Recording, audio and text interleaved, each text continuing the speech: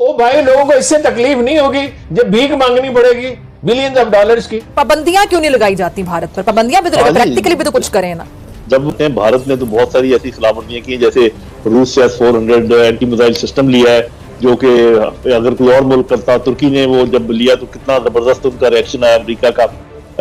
हम जरा जल्दी घबरा जाते हैं, जल्दी डर जाते हैं, जल्दी सहम जाते हैं, वरना भारत जो है अपनी पॉलिसी उसने इख्तियार की रखी है, उसको फिक्र नहीं है।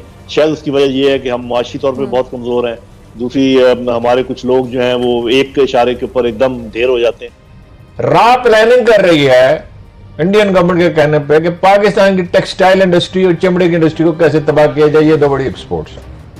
फिर उनकी आप तस्वीरें देख रहे हैं, राहिल शरीफ के साथ, जनरल बाजवा के साथ देख लें, जनरल कियानी के साथ देख लें, किसी के साथ देख लें, रूठे हुए, और मोदी के साथ देख लें खिलखिला। थोड़ा सा सबमरीन का मुजाहरा किया रूस की तरफ अपना, तो जो नजर आई अमेरिका को, तो उन्होंने अब जाके ये बात की है, वरना पिछले 6-8 साल से ये हो रहा है तो उनके मुंह से कोई बात नहीं निकली। तो इंतशार है पाकिस्तान के अंदर, इससे भी एक कमजोरी झलकती है और ज्यादा शेर हो जाते हैं हमारे पड़ोस में लोग। हिंदुस्तान के मुसलमानों के लिए भी ये बहुत जरूरी है कि पाकिस्तान एक तवाना और मजबूत मुल्क हो, अंदरूनी तौर पे मजबूत हो, और ये सारी चीजें, ये चीज भी हमें सोचने की है। तो कहते हैं तंग आमद भजंग आमद, तब वो कोई रिएक्शन करेंगे तो फिर तमाम उंगलियां हमारे ऊपर उठेंगी कि जी यहाँ से हो। पाबंदियां क्यों नहीं लगाई जाती भारत पर? पाबंदियां भी तो प्रैक्टिकली भी तो कुछ करें ना।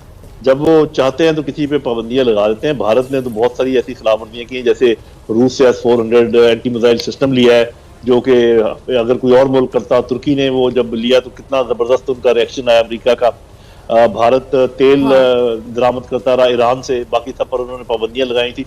तो ये तमाम मुल्क जो है ये इखलाकियात की बुनियाद पर नहीं चलते, किसी कानून की बुनियाद पर नहीं चलते, ये अपने इंटरेस्ट की बुनियाद पर चलते हैं, धौंस की बुनियाद पर चलते हैं। तो ये चीजें मेरा ख्याल है कि हमारी लीडरशिप भी समझती है, समझनी चाहिए अगर नहीं समझती। इसलिए हम जरा जल्दी घबरा जाते हैं, जल्दी डर जाते हैं, जल्दी सहम जाते हैं, वरना भारत जो है अपनी पॉलिसी उसने इख्तियार किए रखी है, उसको फिक्र नहीं है। शायद उसकी वजह यह है कि हम माशी तौर पर बहुत कमजोर हैं।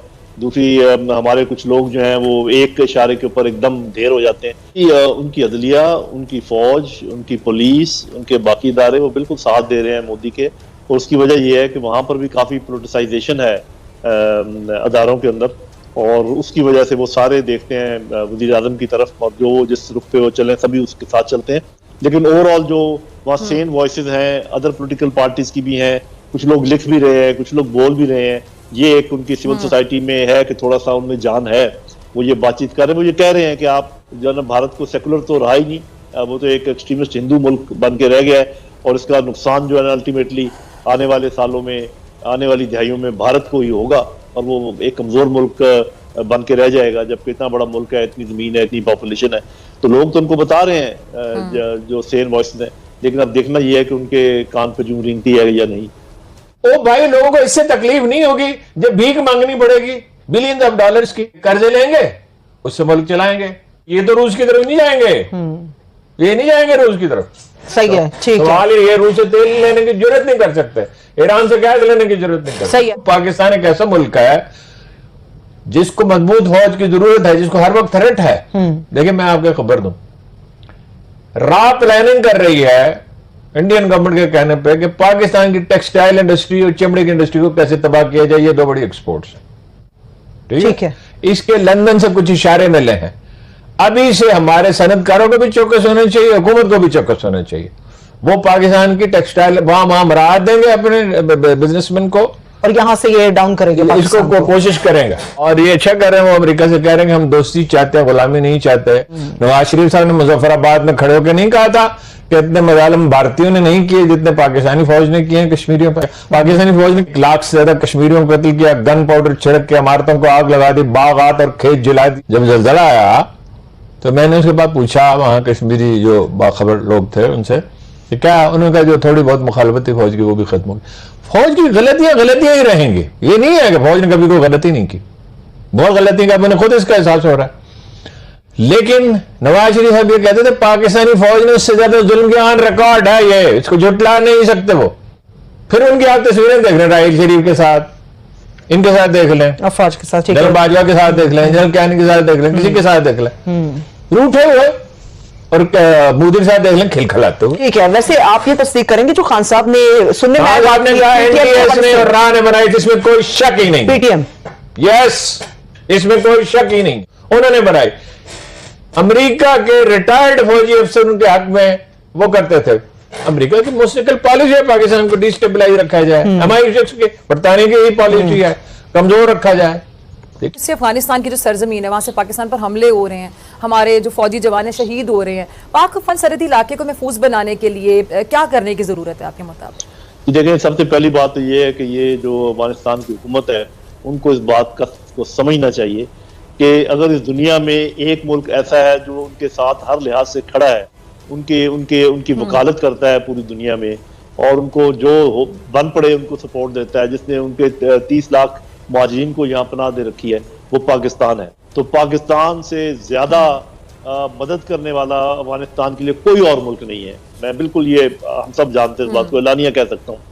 तो ऐसे मुल्क के साथ कैसा रवैया होना चाहिए, ये जरा उनके सोचने की बात है।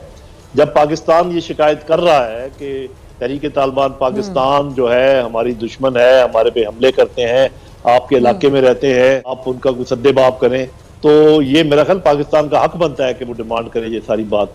और शुरू में ठीक है डिमार्च हुआ, हमने भी बुलाकर उनको कहा, उन्होंने भी अपने तरह से, लेकिन आज एक अच्छी खबर आई कि उनके एक पॉलिसी स्टेटमेंट आई जिसमें उन्होंने कहा है कि छोटी मोटी हमारी जो आपस की रंजिशें हम दूर कर लेंगे डिप्लोमेटिक लेवल पर। ये सही रास्ता है, और इसके अलावा कोई उनके पास ऑप्शन नहीं है कि तहरीक तालिबान पाकिस्तान को नकेल डालें, वरना हमसे जो होप बन पड़ा हम करेंगे। सोशल मीडिया पर बैरूनी मुल्क से भी फौज के खिलाफ ट्रेंड बनाए जा रहे हैं, इस पर मैं आपका कमेंट चाहूंगी।